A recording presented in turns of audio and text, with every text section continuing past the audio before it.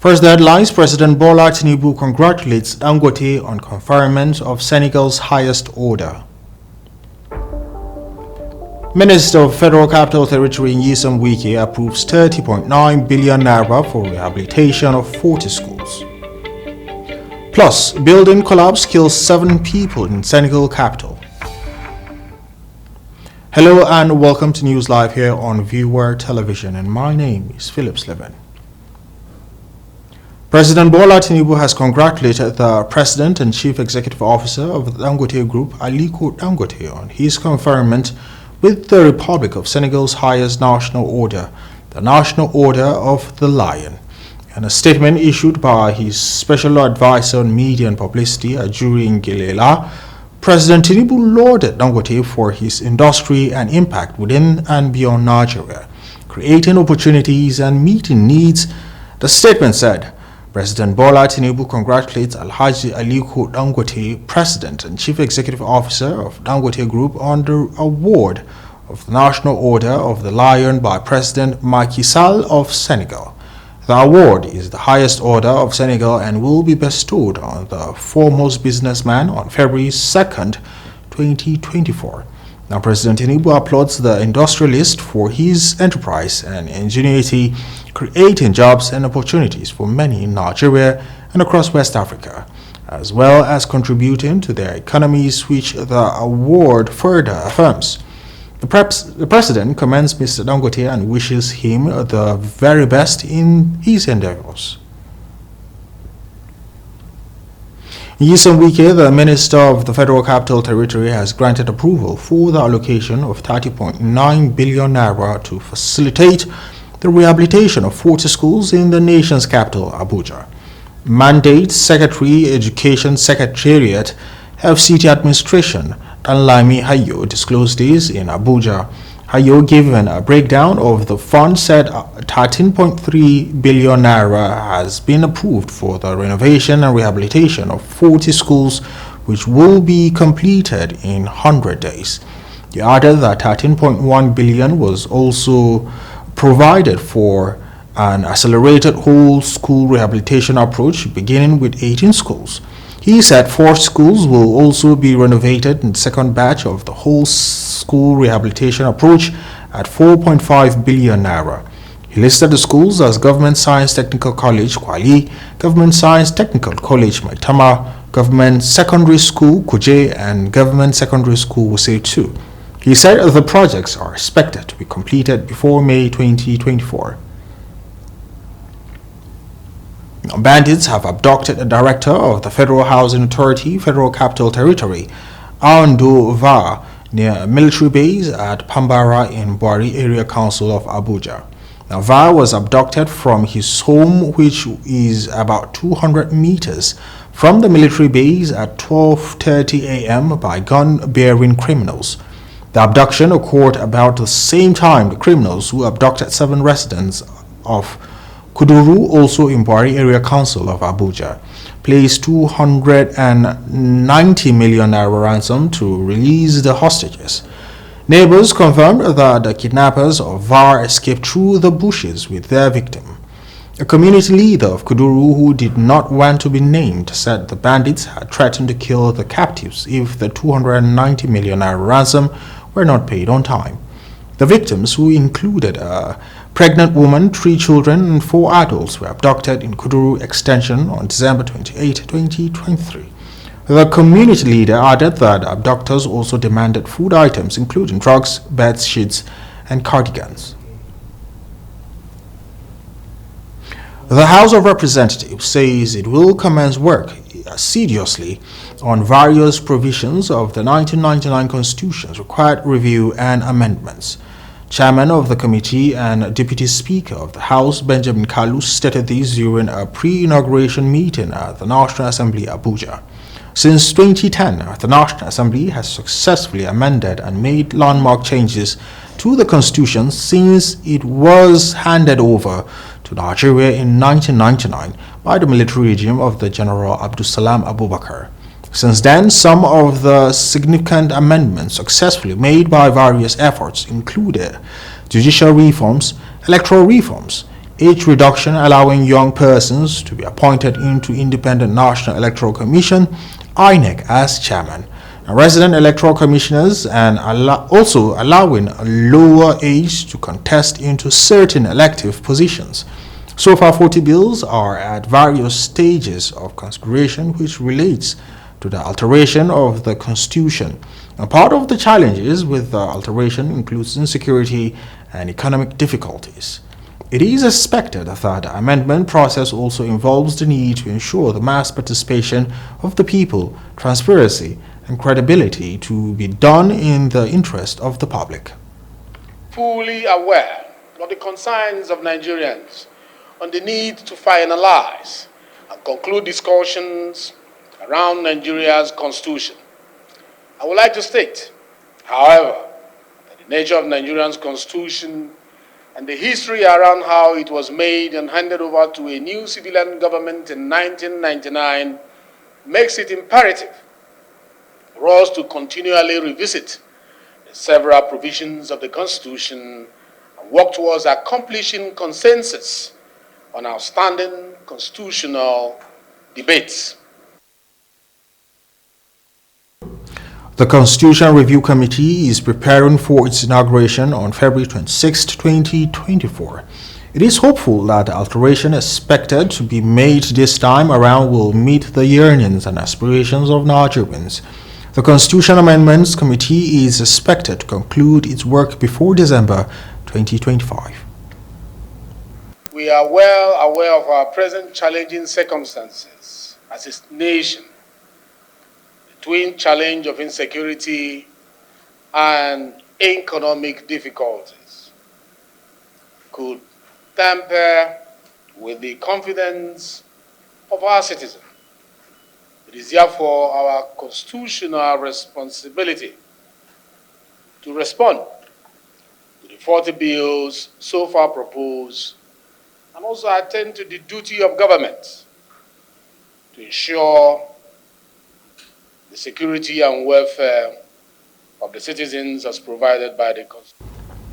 The PDP Governors Forum, under the leadership of Chairperson and Bauchi State Governor, His Excellency Bala Mohammed, has advocated for the implementation of state policing across all states. Governor Bala Mohammed made this statement during a visit to the Plateau State capital, Jos, where the PDP governors expressed solidarity with Governor Caleb Muftuang amidst security challenges in certain areas of the state. Now, our correspondent Nasri Said was there and now tells us more. Governors, the PDP Governors Forum, as they have been received by His Excellency, the Executive Governor of Plateau State, by Mr. Kenneth Manasseh Mufwang. Following the recent crisis and security threats in some parts of Plateau State, the PDP Governors Forum has gathered here in solidarity as well as sympathize with the governor. We are here on behalf of myself, the members of the PDP Governors Forum, indeed the party and the entire people of Nigeria, to commiserate with you, to extend our heartfelt condolences over what is happening on the plateau. A plateau that is a home for everyone. And of course, with you as the governor, somebody who has really the pedigree to do very well. We know it is a test. And so the governors are here on behalf of even those that are not here, to be here with you, to commiserate with you, and to say that we are with you. We know you. You are a Nigerian par excellence. You are a statesman. And your rise is through the dint of hard work and statesmanship. So we believe you will be able to handle the crisis.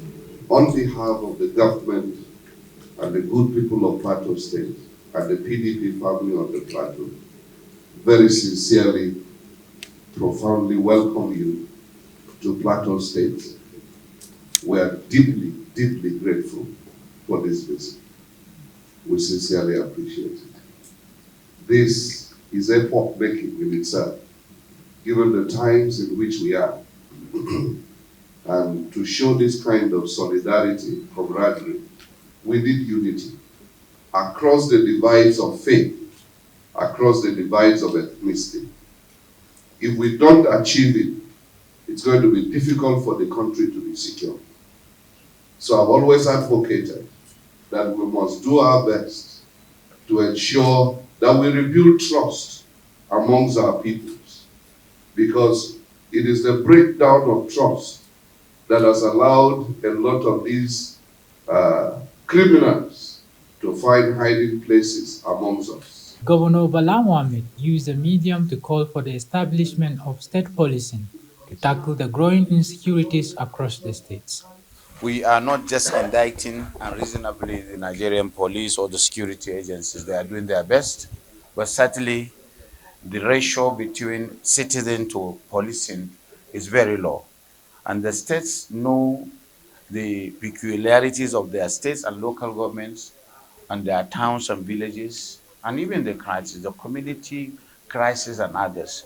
So we have always been advocating there is no dissent between the governors at the subnational level, that we need to get some decentralization of the security apparatus so that we can enhance good governance by having good state police. The PDP Governors Forum donated 100 million naira to the Plateau State government to help displaced persons and to also mitigate the impact of the uprising in the communities affected. Nasr Saidu, Viewer TV News, Jos. And now we'll be going on a break, and when NEWSLIVE returns, we'll be looking at multi-billionaire Elon Musk has said the first human received an implant from his computer brain interface company Neuralink over the weekend. We have details of that and more after this break.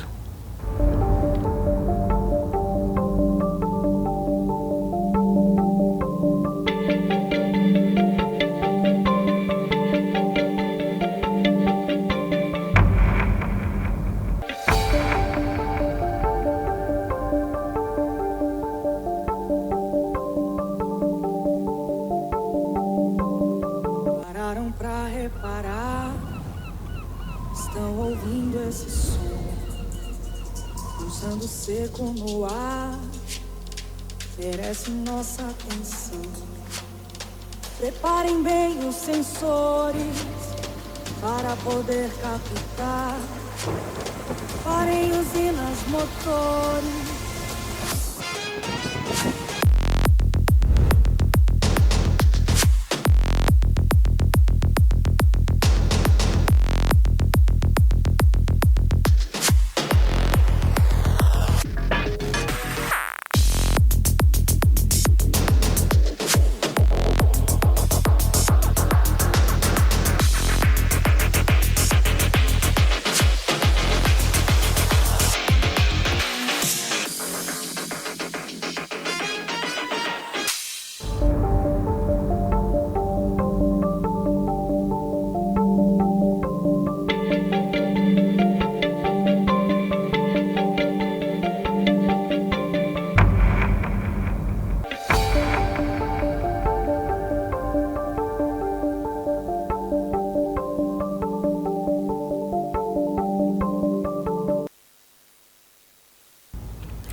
Welcome back, and if you're just joining us, this is NEWSLIVE coming to you from the studios of Viewer Television. Before we move forward, here's a recap of our top stories.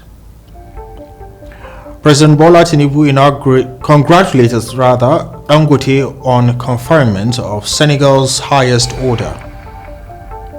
And also, Minister of the Federal Capital Territory, Nyesom Wike, approves 30.9 billion naira for rehabilitation of 40 schools. Plus, building collapse kills 7 people in Senegal capital.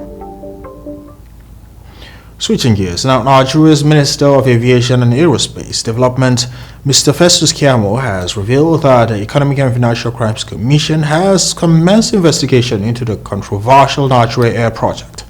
Keyamo, who made the disclosure during a one-on-one interview with Channels Television, described the Nigeria's Air project as disadvantageous to Nigeria and in the interest of Ethiopian Airlines, the core technical partner of the project. The minister was speaking on the television program monitored by Aviation Metric, and the deal appears not to be transparent and one that gives great advantage to Ethiopian Airlines to masquerade as setting up a national airline for the country. He used the opportunity to inform the general public of the plan of the President Bola Tinubu-led government to float an entirely different national carrier which will not involve the domestic airlines' participation.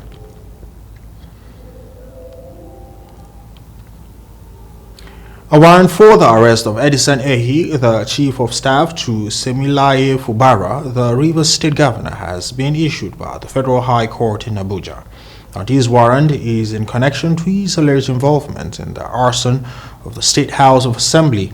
Now, Edison Ehi, the immediate past factional speaker of the Rivers State House of Assembly, was directed to be apprehended alongside 5 other individuals based in Port Harcourt, identified as Gingery Bala, Happy Benedict, Progress Joseph, Adoki or Yagiri, and Chibuike Peter, also known as Rambo, all accused of participating in criminal activities. Now, Justice Emeka Iwete granted the arrest order while delivering a ruling on the ex parte application initiated by the Inspector General of Police. The basis of the ex parte application rested on Section 37, 113, 114, 84, and 184 of the Administration of Criminal Justice Act 2015, as well as Section 35 of the 1999 Constitutions and Section 32 of the Police Act 2020. Now, Plateau State University, Bokos, has successfully hosted its inaugural lecture series titled From Flora to Formula, a year-long exploration in natural product chemistry. Now, correspondent Nasir Saidu was at the Senate building of the university and now reports. Now, this is the first inaugural lecture taking place at the Senate chamber of the Plateau State University, Bokos. The staff, students, and invited guests are here present to witness another milestone in the state university. This is the first inaugural lecture taking place at the Senate chamber of the Plateau State University, Bokos. Staff, students, and invited guests are present to witness another milestone in the State University. Today, at least Plateau State University, Bokos, has made history since from the time the university was established. We have witnessed quite a number of promotions of academic staff to the rank of professorship. And once the staff is promoted to this exalted position, he is now a specialist in his own area or field of endeavor, and it behoves on him to tell the whole world what he has in mind in stock for the development of education, for the development of the economy, and also for the development of humanity. Today's first inaugural lecture of this fast-growing university reaffirms the definition and beauty of the inaugural lecture. No doubt, by common consent and tradition of university systems, as I have earlier alluded, inaugural lecture, apart from technical presentation of a subject matter, implies interaction with non-specialized audiences, whereby the importance and implications of the professor's work are highlighted in a broader context, but simplified manner for the layman to understand. In fact, my message today is that government should encourage and preserve the indigenous knowledge on the plateau and any part of the country. We should not play with this our forest, their reservoir, for elevating people for good health, for food, and for good ecosystem. The Vice Chancellor of the university says this first inaugural lecture in Plateau State University, Bokos, is the beginning of a series of other inaugural lectures in the coming days. Nasru Saidu. VOA TV News, Jos. This is the first inaugural. The Vice Chancellor of the university says this first inaugural lecture in Plateau State University Bokos is the beginning of a series of other inaugural lectures in the coming days. And Nasru Saidu from VOA Television reported that. The Controller General of Nigerian Customs Service, Bashir Adewale Adeniyi, has reiterated that the cumulative effect of 2023 being an election year, cash crunch, Naira redesign and other factors led to the drastic reduction on customs revenue. He stated these at an interactive session with the House of Representatives Committee on Customs. The interactive session was on the review of the service 2023 budget performance and its 2024 proposed budget. In his address, Chairman of the committee, Representative Leke Abejide, said over the 4 budget cycles, the committee has witnessed the emphasis placed on e-customs for trade facilitation and other economic contributions of the process. According to him, the impact of e-customs cannot be overemphasized, adding that its understanding will make a more technological advanced custom. He noted that budget framework must align with the main objective of a reformed customs that will go with the time and deliver its mandate. Now, Representative Abejide said the committee will intensify its oversight function to ensure adherence to the set objectives and laws. And G, the service is looking forward to the era of cargo tracking in collaboration with relevant government agencies, particularly the Nigeria Shippers Council, for effective monitoring cargo vessel movement to avoid diversion. And H, this is a process that is already ongoing, is the congestion of the nation's seaports. It is planned to ensure that we have efficient and effective port operation, which at the end would guarantee more revenue. We must also add that our anti-smuggling campaign, using all required operational guide as provided within the confines of our laws, would be intensified in 2024. This would be to ensure that illicit trade that creates spares for revenue leakages as well as economic sabotage are reduced to the barest minimum. Today, as we stand on the course of progress, the committee seeks insight from you, the Controller General of Customs, on the tangible impact this modernization endeavor has brought to the Nigeria Customs Service. We are eager to learn about the impact of this e-customs modernization, the number of scanners deployed and functional, and the integration of artificial intelligence in our border stations. Understanding these facets is vital for assessing the efficacy of our collective efforts in steering custom and excise operations towards a more efficient and technologically advanced future. At this juncture, the committee wishes to express its gratitude. Barely 48 hours to the conduct of Plateau North Senatorial District and Bassa Jos North Federal Constituency rerun elections slated for Saturday, 3rd February 2024, tension and apprehension brew as the Independent Electoral Commission excluded People's Democratic Party from participation.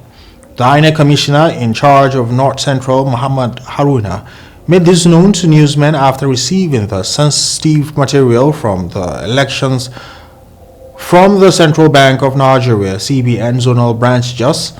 He said the security will do all that it's possible to ensure the ESPs and the police and other security agencies will do all that is possible to ensure that materials are secured from being tampered with and vandalized. Recall that appeal court in Abuja under Honorable Justice Williams Daudu panel sometimes on 22nd October 2023 nullified the elections of former Senate Minority Leader Simon Nwatkong and member representing Jos North Bassa Federal Constituency Musa Aga on the ground that PDP doesn't have a valid structure in Plateau.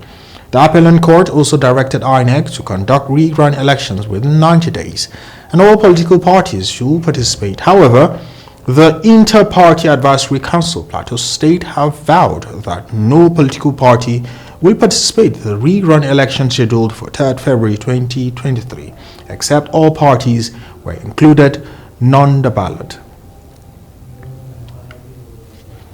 A quick reminder that you're still watching News Live here on Viewer Television. We'll be looking at business and international news up next. Don't go nowhere.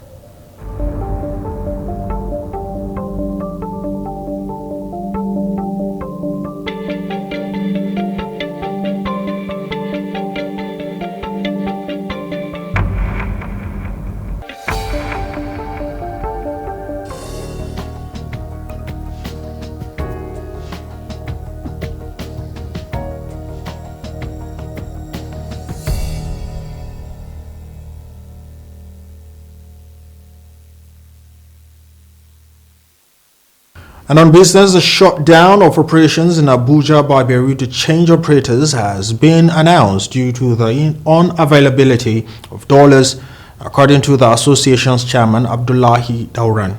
On the official window, the Naira reached an unprecedented low of 1,482 against the United States dollar, while maintaining stability at 1,450 Naira per dollar on the parallel market.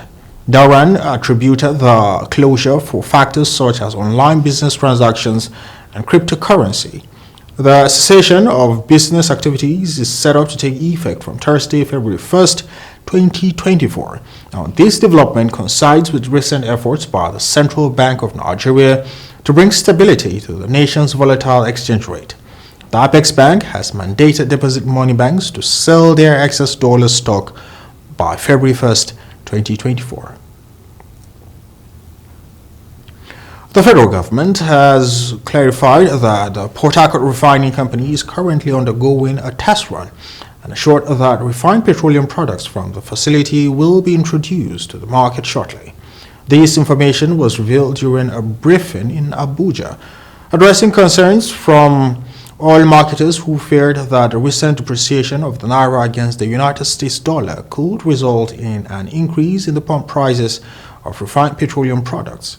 Now, these marketers questioned the ability of the Nigerian National Petroleum Company Limited to sustain the supply of premium motor spirit at the current cost, given the exchange rate of about 1,450 Naira to $1.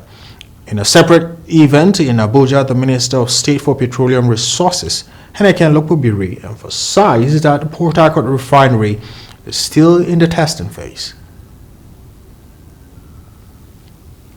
The Central Bank of Nigeria has announced that going forward, all deposit money banks are to disclose their position on foreign exchange holdings and draw it down to not more than 20% short of their shareholders' funds.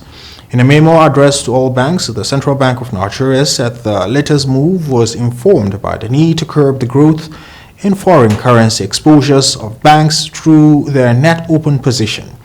The new directive comes on the heels of rising panic in the Monetary Authority over the fate of the Naira, which dipped further to about 1,520 Naira to a dollar at the parallel market as at press time.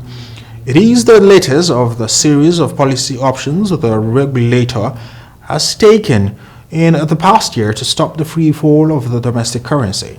The committee, chaired by Adetokunbo Abiru, met yesterday as the currency tumbled to 1,520 Naira to a dollar at the parallel market and resolved to summon the CBN governor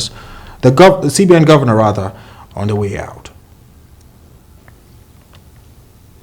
The International Monetary Fund, IMF, has predicted a decline in Nigeria's inflation rate to 23% in 2024 and 15.5% in 2025. IMF Division's Chief of Research Department, Daniel Lay, disclosed this at the fund's World Economic Outlook update press conference. Now, Nigeria's inflation rate stood at 28.92% as of December 2023 and has been on the rise for 11 consecutive months.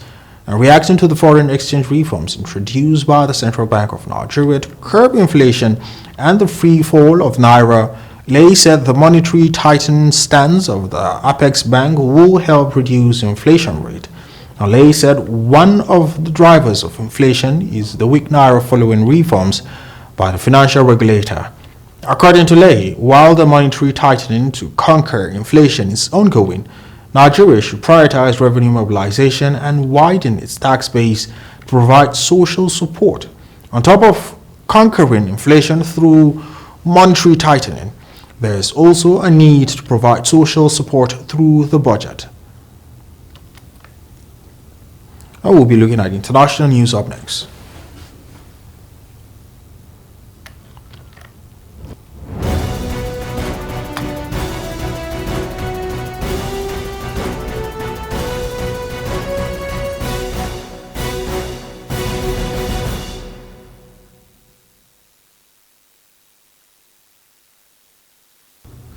And away from Nigeria, President Macky Sall has reported that 7 individuals lost their lives and several others sustained injuries in Dakar, Senegal's capital, due to a building collapse. The incident occurred at 1:00 a.m.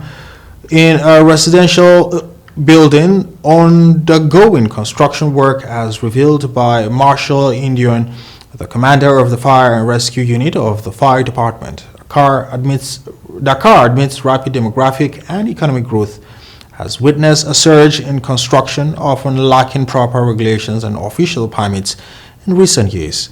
The provisional death toll, as provided by Fire and Rescue Commander Ndion, stands at 5, with an additional 12 individuals reported injured.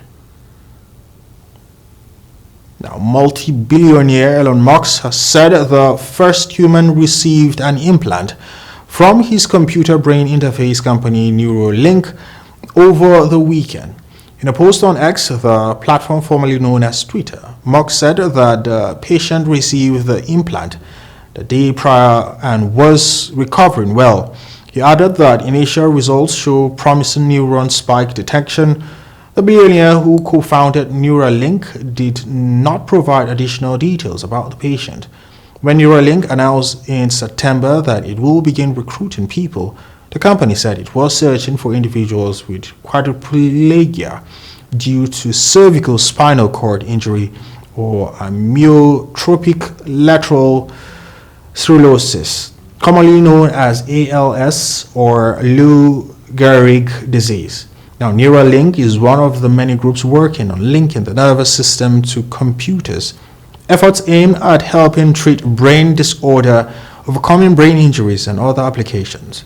There are more than 40 brain-computers interface trials underway, according to clinicaltrial.gov. Now, Israel, according to South Africa's foreign minister, has disregarded the recent ruling from the United Nations top court by causing the death of hundreds more civilians in Gaza within days. Foreign Minister Naledi Pandor has questioned the absence of an arrest warrant for Israeli Prime Minister Benjamin Netanyahu in a case filed by South Africa at the International Criminal Court. South Africa intends to explore additional global measures to halt civilian casualties in Israel's conflict with Hamas in Gaza, without specifying details. The preliminary ruling from the UN's International Court of Justice ordered Israel to take all necessary actions to prevent death, destruction, and acts of genocide against Palestinians in Gaza. Now, South Africa hopes that this ruling will be discussed on a broader scale at the United Nations. Meanwhile, Prime Minister Benjamin Netanyahu of Israel has asserted that the UN Agency for Palestinian Refugees has been completely infiltrated by Hamas. This statement follows the suspension of funding by several countries triggered by Israeli claims that 12 UNRWA staffers were involved in the October 7 attack. Addressing UN ambassadors in Jerusalem, Netanyahu emphasized the need to replace the UNRWA with other UN agencies and aid organizations, stating UNRWA is totally infiltrated with Hamas. Meanwhile, The organization has expressed the significance of an independent investigation into Israel's allegation regarding its employees' involvement in the October 7th Hamas attack. Our major donors, including Britain, Germany, Japan, and United States, have announced the suspension of aid to the UNRWA in light of these accusations.